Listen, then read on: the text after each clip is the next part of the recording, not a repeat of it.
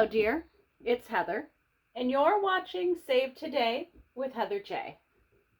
I'm somebody who has spent her entire adult life living paycheck to paycheck and being one life event away from financial crisis. I'm trying to change that, and that's what this channel and this journey is about. I thank you for joining me on this journey because it can be a very lonely road, especially when things get discouraging and overwhelming. So I thank you for joining me. I am not a professional. I am not any kind of a financial wizard. I don't understand an awful lot about the finances and the credit especially and all of those things. So I'm not here to give any kind of advice. I wouldn't suggest coming to my videos and taking away any kind of financial advice. But if you're somebody who is struggling or somebody who has been there and is on the other side now and kind of wants to look back and see what some of that looked like, I definitely encourage you to join me on this journey. I need as much company as I can get. Today's video is going to be my paycheck number one. We're going to go over what my estimate was. We're going to look at what I did with my flexible spending, and then we're going to come back and take a look and see what I was able to do with getting my bills paid, how my flexible spending hurt or helped in any of that, and then we'll close that out. So it should be a very quick video today. So this is my April paycheck number one monthly setup.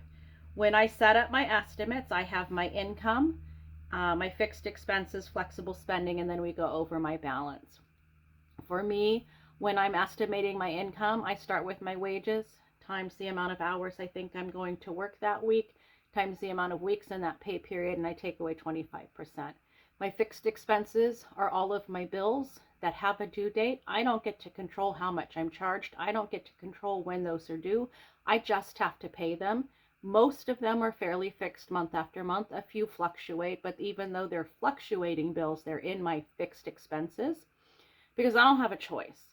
And then in my flexible spending, I go over the things I do have a choice in. This is my groceries, my transportation, dining out, art, and miscellaneous. Those categories don't have a due date. I don't have to pay X amount of dollars on X date. I don't owe till I get in line. And if I don't pay attention to what I'm purchasing while I'm standing there in line, I can cause myself a lot of problems.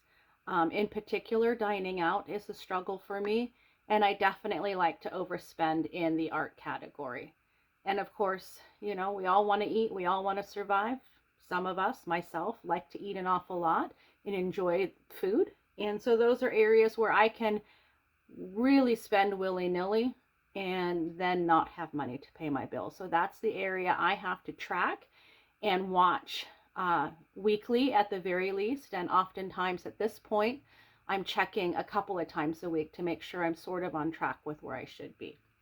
So let's take a look. $20.85 an hour times 38 hours times 2 weeks, take away 25%, gives me a wage estimate of $1,188.45. I did believe my son was going to be able to pay me back some of what he, all of what he had borrowed that was cash out of my pocket to help him with gas in his car, some groceries, some energy drinks, some things he couldn't buy because he had to spend so much money last month getting his car back on track. He was going to be paying that back to me this month, and that was $101.56. That does give my estimated income for this 2-week cycle as $1,290.01. And then my fixed expenses, I had my rent at $878. I had one doctor's appointment scheduled when I set up this estimate at $25. And I do have this line item for other that is a space holder that has 0 in it. That does mean my fixed expenses were $903 for this pay period as we set up the estimates. Then in my flexible spending, again, that's my groceries, dining out, transportation, art, and miscellaneous. I had estimated $310 for my groceries and $40 for my transportation, and that was it, for a total of $350 for my flexible spending, mostly because on the payday, on the paycheck that covers the rent, all I have is rent and a very small amount left. And so that's what that is. So my ending balance was estimated at $1,290.01. Take away $903. Take away $350. Should have left me with $37.01. Let's go take a look and see what I did spend in my flexible spending as we flip the page over here. So over on this side is my spending overview. This is what I did spend in my flexible spending. So I had only estimated I would be spending in groceries and transportation. Let's see how that carried out for me. On the 22nd, in the groceries category, I went to Kroger's and I spent $23.08. This is my budgeting month of April, but my paycheck number 1 started March 22nd and goes until April 4th. So that's the cycle we're talking about right now. So 322 is part of week number 1 for my April budget. On March 22nd, in the transportation category, I filled up my gas tank. I spent $29.55. On the 25th, in the groceries category, I went to the refinery, which is a coffee roaster place, and I spent $13.50. I got 1 pound of coffee beans. On the 25th, in the groceries category, I went to Walmart and did the bulk of my shopping. I spent $236.57. On the 25th, in the groceries category at Kroger, I spent $17.29. Also on the 25th, in the groceries category at Kroger, I spent $8.48. I suspect, without taking a quick look at my calendar, I believe the 25th is probably the Monday. And I think that these probably cleared. These were transactions that happened over the weekend. For transactions over like Friday, Saturday, Sunday that would have cleared the bank on Monday. But maybe I'm wrong I didn't check my schedule. But I don't think I would go to 3 different grocery stores in one day. Maybe I'm wrong. That's happened before, but maybe. Then on the 28th, in the groceries category at Kroger, I spent $19.28. And that was all of the flexible spending I did in week number 1. Let's go over here and see what that did for me for my spending. In week number 1, in the groceries category, these 6 groceries transactions. 6 groceries transactions. I had started my estimate at $310. That's what I thought I was going to be spending on groceries this pay period. In week number 1, I spent $318.20, which unfortunately was already $8.28 overspent. I had given myself no dollars in dining out, and thankfully this week I did not spend anything in dining out. I had given myself $40 in the transportation category. I only spent $29.55 of that, which did leave me with $10.45 in that category. In art and miscellaneous, I had not given myself anything, and I did not spend anything, so those stayed at 0 all the way across. So again, my estimate as I started out was $350 for this pay period. In week number 1, I spent $347.75 of that. That did leave me with $2.25. So what did I do in week number 2? Well, let's take a look. On the 29th, in the groceries category, I took myself to Walmart. I spent $11.91. On the 4th, in the groceries category, I took myself to Kroger and I spent $4.26. On the 1st, in the groceries category, I took myself to Kroger and I spent $11.66. This really was 2 separate transactions in one day. I don't remember now what they were, but I had gone and gotten something for myself and then went later because there were things we needed to finish out for dinner. So that's all I spent in week number 2 in the groceries category or in the flexible spending category. So let's take a look and see here. I was starting out week number 2 with negative $8.28 in my groceries category. I spent an additional $27.83, which then makes my groceries category $36.03 over budget. Nothing in dining out again, nothing in transportation. I started at 1045. That's what I ended up in that category. Nothing in art, nothing in miscellaneous. So at the end of week number 2, I started with $2.25 available in that category. Ended up spending $27.83, which put me over budget by $25.58. Let's go take a look. I'm going to tell you that I did have just $2.25 in my accounts, but then I moved some money back so I could have some money for groceries. And we'll take a look at what that looks like as we flip back over to what my actual was in comparison to my estimate. So let's take a look over here. We already went over my estimate just as a refresher from last week. This week, my wages were $1,614.55. Again, I am buffering my checks with paid time off, and that is where the majority of this difference comes. That is $426.10, more than I thought it was going to be. Here in this estimate for my son, I had estimated he was going to give me $101.56, and I wrote down here that he gave me $69.25. He actually gave me $500. Sorry, I'm rolling some papers around so I can go over this. He gave me $500.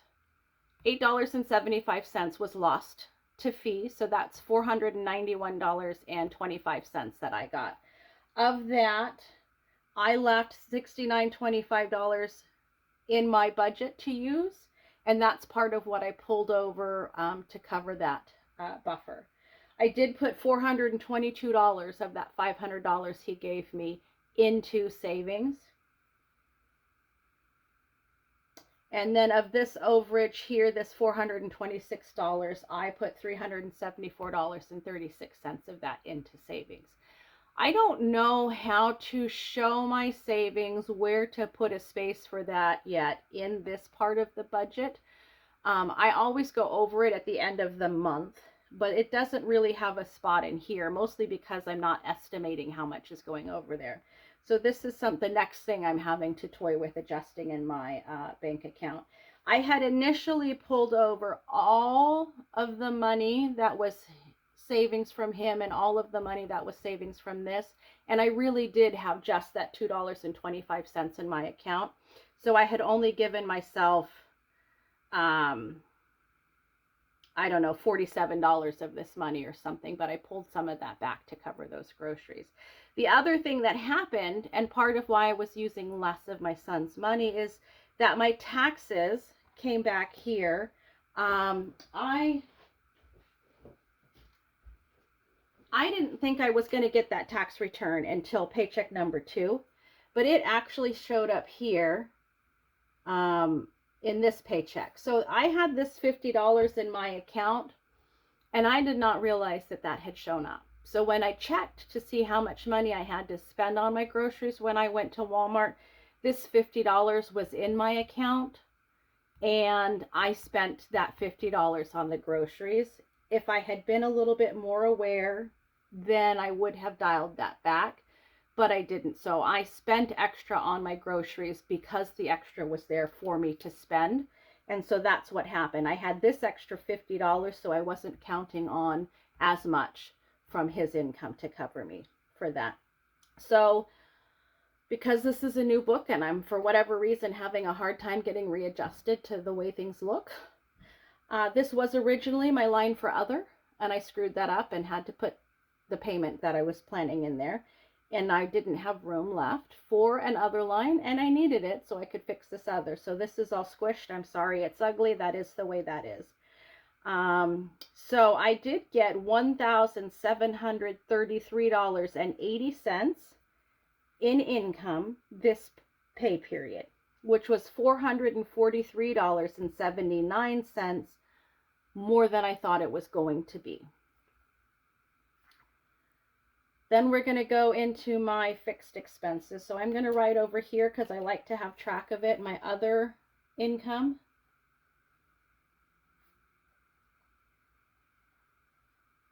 Was my taxes showed up for $50. I like to have that over there so that when I come back in 4 months, I'm trying to figure out what I put in that other spot. My fixed expenses, again, the rent was estimated to be $878. That is, in fact, what it was. There's no difference there. I did have one doctor's appointment at the beginning of the month. That is all I ended up having during this pay period for a single copay of $25. No difference there. Then in this other category, when I was at that doctor, I asked if we could switch one of my medications. I was not happy with some of the side effects that was giving me. We were able to switch it to something different to see if those side effects go away and if the other medication will do the job the first one was doing. I did have to go to the pharmacy and spend $11.84 for that adjusted medication. So I did go overspending in that by $11.84. So my estimated fixed expenses was $903. My actual fixed expenses was $914.84, which was $11.84 over budget. And again, I want to come back 3 months later and know what the heck that $11.84 was. So I'm going to write over here my other fixed. And that was some prescriptions being filled at $11.84. And then in this groceries category, or in my flexible spending, again, groceries I had estimated $310. I actually spent $346.03, which was $36.03 more than I thought it was going to be. Basically, that was all pulled from savings to cover that. Or it was pulled from the money my son gave me to cover that. So less of the money he gave me went into savings than I had originally hoped. Transportation, I had budgeted $40. I spent $29.55. That was $10.45 less than I thought I was going to spend. Art and miscellaneous, budgeted $0, spent $0. So my estimate was $350 in my flexible spending. I spent $375.58, which means I spent $25.58 more than I thought I was going to in this category.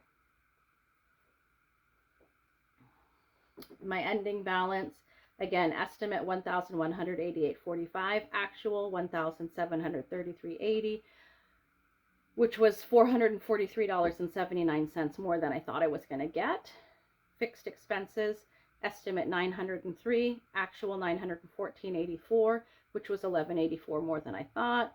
Flexible estimated $350, actual $375.58, which was $25.58 more than I thought.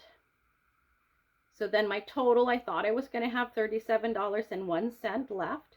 I had actually $443.38, which was $406.37 more than I thought it was going to be. This is where I admit some confusion, because I put, what did I put? $422 into savings from what my son gave me. And I put $374.36 into savings from what my paycheck was. I feel like somewhere there's like $60 that's unaccounted for. I left one bank account with 55 cents in it and the other bank account with 70 cents in it. I moved everything before and after back into savings. But I didn't move $443.38 into my savings account from this income. I only moved $374.36. And I've gone back and forth. I don't know how my math is so different, because this is nice that it's pretty much exactly penny for penny, but it's not what went into savings. So I'm confused as to what's going on. But that's where I'm at the end of paycheck number 1 with all of the spending versus my estimate. I won't really go over my estimate for paycheck number 2 at the end of today's video to kind of prepare and plan ahead for what paycheck number 2 is, because I went over all of that in my last video when I went over all of my estimates from this month. For the month for paycheck number 1 and paycheck number 2, I went over all of the estimates in my previous video as I set up the month. But this is how that's looking like here. This is basically, that's what that is. So that is what I was able to do for paycheck number 1. This is, paycheck number 1 is the big reason why I decided to condense all of those smaller videos into one big one. I am not going to do a weekly video where I have 3 groceries transactions to talk about. That's no fun for me, and it's no fun for you guys. So I'm condensing everything into the one. As I've condensed everything, I do feel like there are some videos I have done that should be broken up into 2. So we'll do some of that as we get into May and June and figure out a better idea of where that is. I still am not bringing any crafts back into the back end of this project. I have been using some of my shiny fabrics to go with my shiny new book.